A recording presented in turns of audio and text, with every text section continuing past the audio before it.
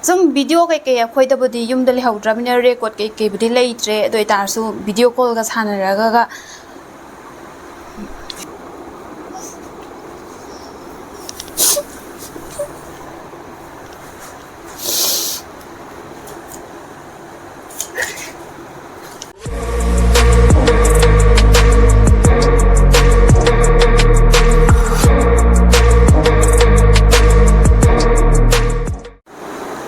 Hi Mia, good morning. Ado I was doing breakfast absolutely breakfast abaloraga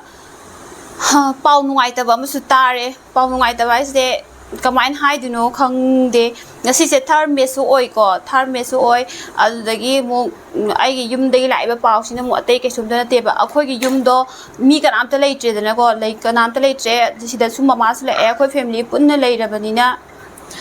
yum do ngang lut to bi leirame huran bachang e haidana so phakairaga leirame haidana akhoi lekai gi eiga am lei eiga duno ina phone toraga haibir ebako aduduna akhoi je tawbo mo khangdre yum da su chatninge haidi kamai tino khangde some video kay akhoi da bodi yum da le hawdrabina record kay budi leitre do itarsu video call ga sanaraga yeng halle ebako ado khangde kapsu kapninge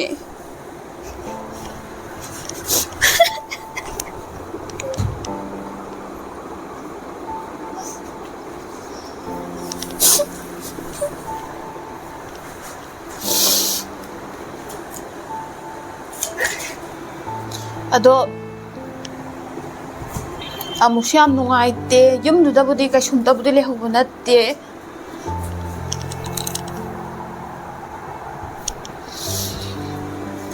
adi sanalupa ka shu ka imtole hobunatte akhoi adum lakboda adum puri ebako do itarsu hegi yengboda upu ga do loibak sakhairaga moina hangthokpiraga Piron go leching da bidana dagidi posai thamamiga ga do okhai biraga yengboda pura bikaram le yengba ngamde yam nungai te khangde kamaina haiduno khangde yum da sating e hojekti sumaina amta tawdribako ado akoi hana Bangalore da leramebako Bangalore da leramba kansida jo akoi family punna leibane aduda akoina leraba matung tha tari ni pan mu leraga mama se mu yum da haluibako aduda di kaisu umta tawramde sumaina huran sinthi gi thabuk se kem tawramde bako aduga hadaki sidi amu mama na sida la aise tha ani bu phadriba ado khangde mama na dum ha yum da huran sinthi di yamna kalhawi khotli aduna akoi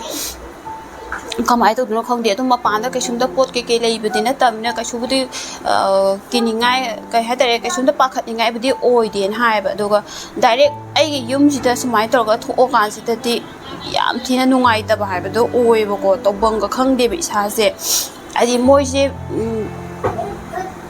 Piron Jaron Heidi Koli Apaba Dugumbudo Kenta Hugena Lakuna Teboko Aji Ahanbada Mama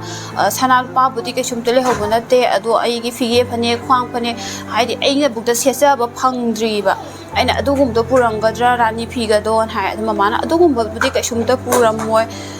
Heidi Moy di Adugum Bagi Belu Kampanate Meitei Natamanina Boko Adu Racing do Mayang Heidi Tabok Subalak Bayam the Barada Labor Oeva Kui area to the Racing Jet. Ana moina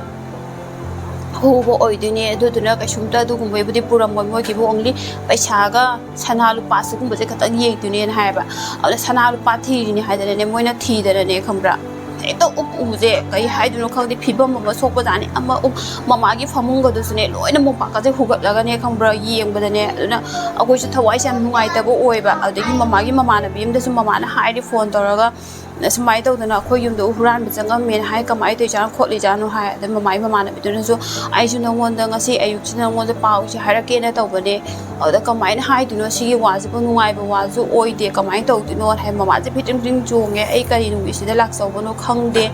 Jum the Umbre and hena pub as any hidena. At if more the pose pugi hardy. Gas lay cylinder label, Adumbado, Moy Adumbadi came to Pugi, they call it a pablo lane, came to Pugi, the eggy feed on, I did Kankan the Gika, the Gilo, Upu the Hapselaga, ꯑꯗꯣ ꯑꯩꯈꯣꯏ ꯃꯃꯥꯒꯤ ꯃꯃꯥꯟꯅꯕꯤꯁꯤꯡ ꯑꯗꯒꯤ ꯂꯩꯀꯥꯏꯒꯤ ꯅꯦꯅꯦ ꯍꯣꯏ ꯇꯧꯔꯒ ꯑꯗꯨꯃꯥꯏꯅ ꯇꯧꯔꯒꯕꯨꯗꯤ ꯐꯤꯔꯣꯟ ꯆꯥꯔꯣꯟꯗꯣ ꯂꯣꯏ ꯂꯣꯏꯁꯟꯕꯤꯔꯦꯕꯀꯣ ꯃꯣꯏꯅ ꯑꯗꯨ ꯚꯤꯗꯤꯑꯣ ꯀꯣꯜ ꯇꯧꯔꯒ ꯑꯗꯨꯝ ꯁꯥꯟꯅꯔꯒ ꯑꯗꯨꯗꯅ ꯑꯗꯨ ꯊꯝꯍꯧꯕꯅꯦ ꯍꯥꯏꯔꯒ ꯅꯦꯅꯦꯅ ꯑꯗꯨꯃꯥꯏꯅ ꯇꯧꯔꯒ ꯑꯗꯨ ꯑꯣꯏꯇꯥꯔꯗꯤ ꯁꯤꯗ ꯁꯨꯝ ꯊꯝꯗꯣꯏ ꯃꯍꯨꯠꯇ ꯃꯥ ꯐꯤꯒꯦ ꯑꯗꯤ ꯑꯁꯦꯡꯕ ꯈ꯭ꯋꯥꯡ ꯐꯅꯦꯛꯀꯨꯝꯕ ꯑꯗꯨꯒꯨꯝꯕꯁꯤꯡꯗꯣ ꯔꯥꯅꯤ ꯐꯤꯁꯤꯡꯗꯣ ꯃꯣꯏꯗ ꯑꯣꯏꯅ ꯊꯝꯕꯤꯔꯒꯦ ꯍꯥꯏꯗꯅ ꯅꯦꯅꯦ ꯑꯣꯏꯅ ꯄꯨꯕꯤꯈ꯭ꯔꯦ ꯑꯗꯨꯃꯥꯏꯅ ꯇꯧꯔꯒ ꯇꯧꯋꯦ ꯂꯩꯀꯥꯏ ꯃꯤꯁꯤꯡꯕꯨꯗꯤ ꯌꯥꯝ ꯐꯩꯌꯦꯕꯀꯣ ꯑꯗꯨ ꯑꯣꯏꯇꯥꯔꯁꯨ ꯃꯌꯥꯡꯒ ꯊꯪꯅꯅ ꯂꯩꯀꯥꯏ ꯃꯤꯁꯤꯡꯗꯨꯕꯨꯗꯤ ꯌꯥꯝ ꯐꯩꯌꯦ ꯑꯗꯣ ꯃꯌꯥꯡ ꯅꯛꯅꯔꯒ ꯑꯗꯨꯃꯥꯏꯅ ꯂꯩꯃꯤꯟꯅꯕꯁꯤꯗꯤ ꯌꯥꯝ ꯅꯨꯡꯉꯥꯏꯇꯦꯕꯀோ ꯑꯗꯨꯒ ꯑꯩꯈꯣꯏꯁꯦ ꯗꯥꯎ ꯌꯥꯗꯕ ꯍꯥꯏꯕꯗꯨꯁꯨ ꯌꯥꯝ ꯑꯣꯏꯌꯦꯕꯀꯣ ꯍꯟꯗꯛꯀꯤ ꯃꯇꯥꯡꯁꯦ ꯍꯥꯏꯗꯤ ꯁꯤꯗ ꯍꯦꯛ ꯄꯣꯁꯇꯤꯡ ꯂꯥꯛꯄꯗꯒꯤ ꯃꯥꯡꯕ ꯇꯥꯛꯄꯅ ꯑꯌꯥꯝꯕ ꯂꯣꯏꯅ ꯑꯣꯏꯌꯦ ꯍꯥꯏꯗꯤ ꯑꯩꯈꯣꯏꯅ ꯁꯤꯗ ꯂꯥꯛꯄ ꯀꯨꯏꯗ꯭ꯔꯤꯉꯩꯗꯁꯨ ꯑꯩꯒꯤ ꯅꯨꯄꯥꯒꯤ ꯆꯦ ꯆꯥꯡ ꯄꯨꯝꯅꯃꯛ ꯂꯣꯏꯅꯕ ꯑꯗꯨꯁꯨ ꯍꯨꯔꯥꯟꯕꯤꯈꯤꯗꯅ ꯌꯥꯝ ꯋꯥꯅ ꯇꯧꯋꯦꯕꯀோ ꯑꯗꯨꯅ ꯍꯟꯗꯛꯀꯤ ꯗꯥꯎ ꯌꯥꯗꯕ ꯄꯨꯝꯅꯃꯛꯁꯦ ꯂꯣꯏꯅꯕ ꯄꯨꯔꯒ ꯉꯁꯤꯒꯤ ꯅꯨꯃꯤꯠꯁꯤꯗ ꯍꯨꯔꯥꯟꯈꯤꯕꯁꯤꯡꯗꯣ ꯃꯣꯏꯅ ꯂꯣꯏ ꯗꯥꯏꯇ ꯍꯥꯏꯗꯤ ꯑꯗꯨꯒꯨꯝꯕ ꯐꯠꯇ ꯍꯥꯎꯊꯤꯁꯤꯡꯗꯣ ꯃꯣꯏꯅ ꯂꯣꯏ ꯄꯨꯕꯤꯈ꯭ꯔꯖꯅꯣ ꯍꯥꯏꯗꯅ ꯑꯩꯅ ꯍꯥꯏꯅꯤꯡꯉꯦ ꯃꯌꯥꯝꯗ ꯂꯣꯏ ꯄꯨꯕꯤꯈ꯭ꯔꯖꯅꯣ ꯍꯥꯏꯗꯅ ꯑꯗꯣ ꯃꯌꯥꯝ ꯑꯩꯁꯦ ꯉꯁꯤ ꯏꯃꯣꯁꯅꯦꯜꯁꯨ ꯈꯔ ꯑꯣꯏꯊꯣꯛꯈ꯭ꯔꯦꯕꯀꯣ ꯑꯩ ꯈꯛꯇꯪꯁꯨ ꯅꯠꯇꯦ ꯑꯩꯈꯣꯏ ꯏꯃꯨꯡꯒꯤ ꯐꯦꯃꯤꯂꯤ ꯃꯦꯝꯕꯔꯁ ꯂꯣꯏꯅ ꯌꯥꯝ ꯅꯨꯡꯉꯥꯏꯅꯗꯦ ꯉꯁꯤꯒꯤ ꯊꯧꯗꯣꯛꯁꯤꯒꯤ ꯑꯗꯣ ꯁꯤ ꯑꯃꯨꯛ ꯅꯨꯡꯉꯥꯏꯇꯕ ꯑꯃ ꯂꯩꯔꯒ ꯑꯃꯨꯛ ꯑꯩꯁꯦ ꯀꯃꯥꯏ ꯍꯥꯏꯗꯣꯏꯅꯣ ꯌꯨꯝꯗꯒꯤ ꯑꯩꯒꯤꯁꯨ ꯄꯣꯠ ꯆꯩ ꯈꯔ ꯑꯃꯨꯛ ꯊꯥꯕꯤꯔꯛꯑꯦꯕꯀꯣ ꯁꯤꯅ ꯑꯃꯨꯛ ꯑꯩꯒꯤ ꯍꯔꯥꯎꯕ ꯑꯣꯏꯗꯣꯔꯦ ꯍꯥꯏꯕꯗꯤ ꯉꯍꯥꯟꯈꯩ ꯑꯩ ꯌꯨꯝꯒꯤ ꯆꯥꯛ ꯏꯟꯁꯥꯡ ꯆꯥꯕ ꯐꯪꯗꯕꯗꯣ ꯍꯥꯏꯗꯤ ꯁꯤꯗ ꯐꯪꯗꯕꯅꯤꯅꯕꯀꯣ ꯆꯥꯕ ꯐꯪꯗꯦꯕꯀோ ꯑꯗꯨꯗꯨꯅ ꯑꯩ ꯌꯨꯝꯗꯒꯤ ꯄꯣꯠ ꯆꯩ ꯈꯔ ꯏꯃꯥꯅ ꯄꯤꯕꯤꯔꯛꯑꯦꯕꯀꯣ ꯑꯗꯣ ꯑꯗꯨꯗꯨꯒ ꯑꯩ ꯃꯌꯥꯝꯗꯣ ꯎꯠꯆꯔꯛꯀꯦ ꯄꯣꯠ ꯆꯩ ꯄꯨꯕꯤꯔꯛꯏꯁꯤꯅ ꯑꯃꯨꯛ ꯑꯩꯈꯣꯏ ꯁꯤꯗ ꯗꯗꯥ ꯑꯃ ꯂꯩꯔꯝꯃꯦꯕ ꯑꯗ ꯃꯥ ꯁꯤꯗ ꯄꯣꯁꯇꯤꯡ ꯂꯩꯔꯝꯕꯅꯦ ꯑꯗ ꯍꯥꯟꯅꯗꯤ ꯑꯩꯈꯣꯏꯁꯨ ꯃꯁꯛꯁꯨ ꯈꯪꯅꯗꯕ ꯃꯁꯛ ꯈꯪꯅꯗꯕ ꯍꯥꯏꯗꯤ ꯌꯨꯝꯗꯒꯤꯗꯤ ꯃꯁꯛꯄꯨꯗꯤ ꯑꯗꯨꯝ खरा खंगनरगा सिदा लई खोले हाबदुदि केमता खंगनदबा अदमाय तरगा मास हदक युमदा थोइबको युमदा थोउबदुदा इमाना अदोय तारदी ए नंगसु दिल्ली दे लैबोय तारदी ए इसान पिकी पोसे खरा पुबिगो हायदना इमाना हापीरे एबको अदुदुगी दादादुना पुबिरकपने ए सिजु दाव या हायदुरा यादे हायदुरा खंगदे अमु आई नुपासिना मु थबक चिंदनाने हायदि अयुका नुंथिन अदु अयुक नुंदांग वारम नुंथिन हायतारेने स्माय ड्यूटी जे तुम पुंजना लैगिदनाने पोसे जे लौब चप्पजु संगुदे नुमिनि नि हुमनि यमु लैरुरेबको अयामबनदि मरोय मपांग ओइन हापीरेबा मरोय मपांग सिददि युमदा फंगबो पोतो सिददि फंगदबनिना अदु हापीरकदो अदुना हेक्ता अदुगी पत्थरकपगी मनमजिना जो पूरा थिबुम मनमदे हेनबिनि आई कमाय हाइदुर खंदे हेक्तंगने आई ngarang oning haibabu loibinebako potse asembagidi ngarang yorokpaneba ngarang yorokpase aina hana phajana yenge loi patlabanina ba ai hekam manamjinam thimandana ngaudana ne marks amu option jare ithanda audagi marks tu imathak dong phadi amu yesalaga ni yam wana ne adagi nakupi gi manamjina amuk ke hena loibineba aduna nakupi du di karimta lowba yadre hoji lowba yari ba haibabu khara le hauri bako adu si jingji ai mayam dong ucharake bako kai kai no habado yengase अदो मयाम सिदा लेरेबको पोसेजिंगदो अदो अयामबनदि आइना ngara loi manthokre अदो नत तारदि बको नंजनरक पछनरपगी मतुम तारपजिंगदुना ने अमुक हेना लoi पछनदोरबा अदुदुना आई अयामबना लoi manthokre अदो सिदा लेरे उसाबर होरागे अदो सिदा लेबको कॉम्प्लेक्स से इमानदि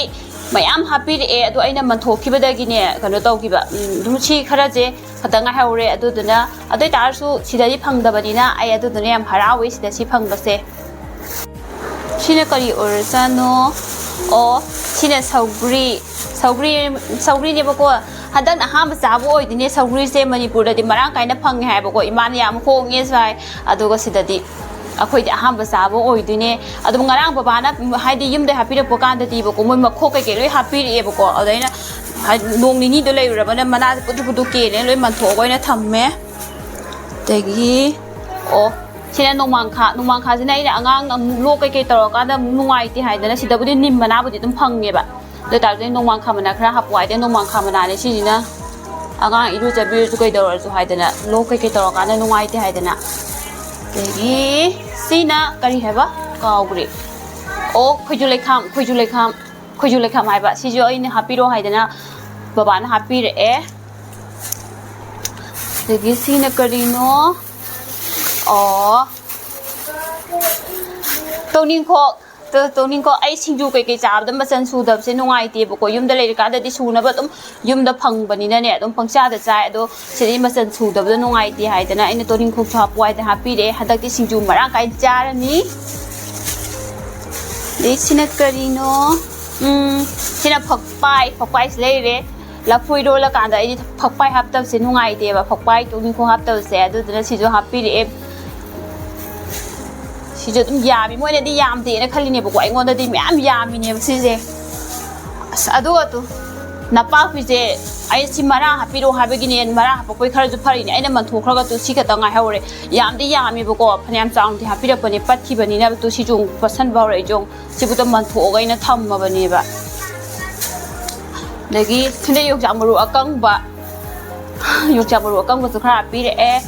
adage peruk se yong ne si khara mallaga na tradi sa ba hai di phajana mantra di yaro be tu loi kangjan ba gi taw si yong ne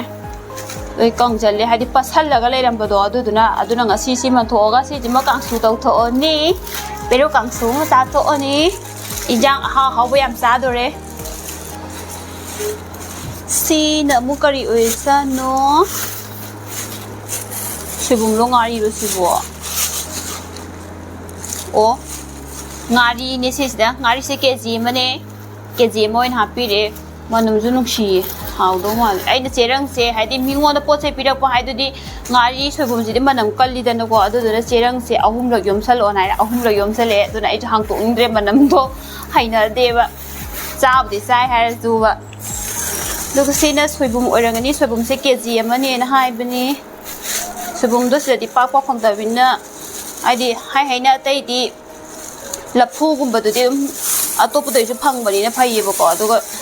soibum do phang da bani sima keji ma pale how do mari si soibum si jo soibum se lai re soibum keji mani wow samaroi ni wait is samaroi sa da ba samaroi da happy re kangjan bozori pasan bozori pamu ye o to sile samaroi wait re he samaroi da se sa ja da ba sile re wow to sim mi si da le re mi se ko sidadi mimi se direct mimi se phangde yy haidena phange ba ko adu sisu yy budi obina do tarsu sigi mimi se mahau ma dum tongan blei ba ko adu degi aina ima da mimi do khara happy on haibda ima na sige happy re ado happy re se ima na budi box tu ma dum happy again hai adu tarsu mingon do pose hap haibda da bu ai gi mak na tabani na mi su pose purak pani na loi hap ko da du yaro ina khara katang hap ko haida si khara happy re adagidi sina o yaipan se imana di mayam happy ra pane ado aina man thoki bagi sibok tu patli tawre bako asa ba yaroi do siju sibu dai nang khara man tho obane ba adu khongde sa ba yar dure yaro dure khongde siga ta tu swai si phibam si lai re siju patle bako khongde yenga ge sa ba yar dure yaro dure khongde agi sina kari haba lok lai haba pul lai haba sijibo ye si lok lai lok lai habra pul lai habra ai kaw re khang jo si ji ma si ji lai re si happy re adaga tu si lai re yongchak se kano ne ba loi lo re haidana imana kano to bune adu baba na doi tari lo ra mina mingon da pot hap da wet ta sa khidoi saruk pudi haidana baba na loi maprang du ya hon bira ga ga maku do khoktok pirak pane ba ko aduga si yor ko da di sum po se nan jana ko gi loi phangas ka toram bi ji yong ne adu maru khatak lok tho sa ba ya ni adu ni si ni myam yumdagi pose happy rak pa jing do adugo ai mathang chaba haidi yam hawrani ba ko aina pam ngak toin happy re ai atai ke su kalak te ba ko yunggi oina yumda hoba atai aina sum manipur leira ga manipur sara po saing jang do sida phang da ba do ge ne su nuai ta dana dum atai di haina hawai se wai men oina dugum de loi phang ngak ta ni na si ge je phang di haidana aina si ge je hapan jarak pa ne adani mayang masi ge video se ado sigi video si ju swai dum lo sanjarage ba ko te ke shu thoin hena haini ngai leite ai di emotional ju khara ju oi thokre adagi mu ai po chei khara smai tar ko jigi si kumba sum mayam da sum khanghaning bagi wani adugi su loina na ngasi se third May ne ba ko ꯍꯥꯏꯗꯤ ꯃꯅꯤꯄꯨꯔꯒꯤ ꯑꯣꯏꯅ ꯏꯔꯥꯡ ꯇꯧꯔꯛꯏꯁꯦ ꯆꯍꯤ ꯑꯃ complete ꯐꯥꯔꯦ ꯁꯤꯁꯨ ꯑꯃꯨꯛꯇꯪ ꯁꯔꯀꯥꯔꯒꯤ ꯃꯥꯏꯀꯩꯗꯒꯤ ꯃꯤꯠꯌꯦꯡ ꯆꯪꯕꯤꯔꯒ ꯂꯣꯏꯁꯤꯟꯕꯤꯔꯣ ꯍꯥꯏꯗꯅ ꯑꯩꯅ ꯍꯥꯏꯖꯔꯤ ꯑꯩꯒꯤ ꯁꯥꯏꯠꯇꯒꯤ ꯁꯤ ꯃꯌꯥꯝꯒꯤ ꯈꯣꯜꯂꯥꯎ ꯉꯥꯛꯇꯅꯤ ꯃꯌꯥꯝꯅ ꯂꯥꯎꯗꯨꯅꯇ ꯈꯣꯡꯗꯨꯅꯇ ꯂꯩꯔꯕ ꯉꯥꯛꯇꯅꯤ ꯑꯗꯨꯅ ꯂꯥꯟꯁꯦ ꯂꯣꯏꯁꯤꯟꯕꯤꯔꯣꯏ ꯁꯔꯀꯥꯔꯒꯤ ꯃꯥꯏꯀꯩꯗ ꯂꯩꯕ ꯉꯥꯛꯇꯅꯤ ꯂꯩꯕꯥꯛꯀꯤ ꯃꯄꯤ ꯃꯄꯥ ꯑꯣꯏꯔꯒꯗꯤ ꯃꯄꯤ ꯃꯄꯥ ꯑꯃ ꯑꯣꯏꯕꯒꯤ ꯃꯊꯧ ꯆꯞ ꯆꯥꯅ ꯇꯧꯕꯤꯌꯨ ꯍꯥꯏꯅ ꯍꯥꯏꯖꯔꯤ ꯑꯗꯣ ꯉꯁꯤꯒꯤꯗꯤ ꯚꯤꯗꯤꯑꯣꯁꯦ ꯁ꯭ꯋꯥꯏꯗ ꯂꯣꯏꯁꯤꯟꯖꯔꯒꯦ ꯉꯁꯤꯒꯤ ꯚꯤꯗꯤꯑꯣꯁꯤꯕꯨ ꯅꯨꯡꯉꯥꯏꯕꯤꯔꯒꯗꯤ ꯂꯥꯏꯛ ꯁꯤꯌꯔ ꯁꯕꯁꯀ꯭ꯔꯥꯏब ꯇꯧꯕ ꯀꯥꯎꯕꯤꯒꯅꯨ ꯑꯩꯕꯨ ꯁꯞꯄꯣꯔꯠ ꯇꯧꯕꯤꯌꯨ ꯊꯦꯡꯛ ꯌꯨ ꯕꯥꯏ ꯕꯥꯏ